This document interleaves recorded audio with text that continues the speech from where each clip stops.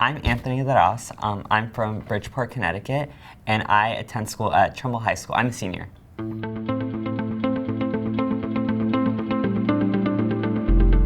A food desert is a community where its inhabitants often lack access to supermarkets near them, and because of that, they don't have fresh, healthy food, and instead they're opting into more unhealthy sources like convenience stores or fast food restaurants.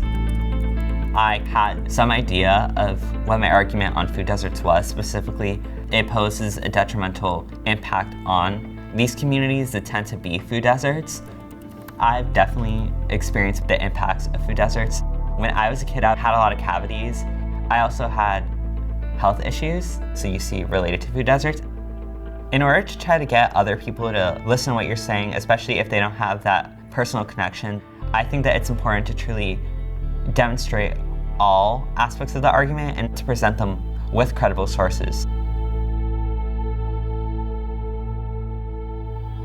The key is to look at multiple sources, that way you know that you're not just inheriting someone's bias on a particular issue.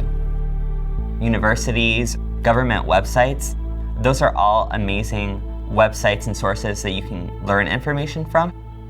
In regards to what sources I used to look at the impact of food deserts, I really looked at a lot of medical review journals and studies on food deserts, and I truly tried to comprehend what they were doing. But you also have to look at, how do they conduct the study?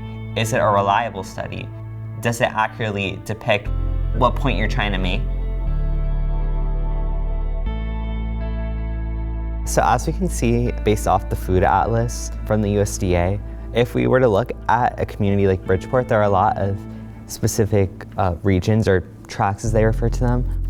The atlas is essentially a map that shows you where food deserts are in America. Specifically, it color codes it in the sense that it has different dots of where communities are relative to the nearest supermarket. And so it truly shows you how these things kind of fit into perspective. And I think it's especially useful for someone who might not necessarily have had the experience of seeing food deserts where they live. I knew that Bridgeport was a food desert going into the research. However, truly seeing the map displayed on Bridgeport truly solidified that and helped support my points. If you were to map out food deserts, across America, you often see a correlation between food deserts and low-income communities of color.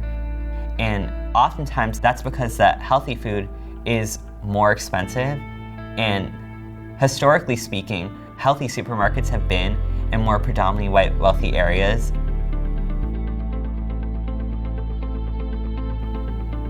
Often the resounding answer that I found looking at these sources is that we're experiencing a negative impact in food deserts in regards to health, where people living in food deserts have these health issues because they don't have access to healthy food near them.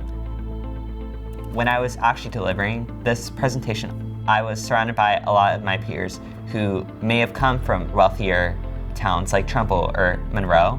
And what I found was that after I delivered my presentation, a lot of them were just shocked. They couldn't even put into words the amount of shock that they experienced because, it's something that they've never seen before. And so I found that oftentimes citing your sources is an effective way to get your point across. Truly being presented with the evidence in your face leaves you with no other reaction but, oh wow, this is something that's actually happening.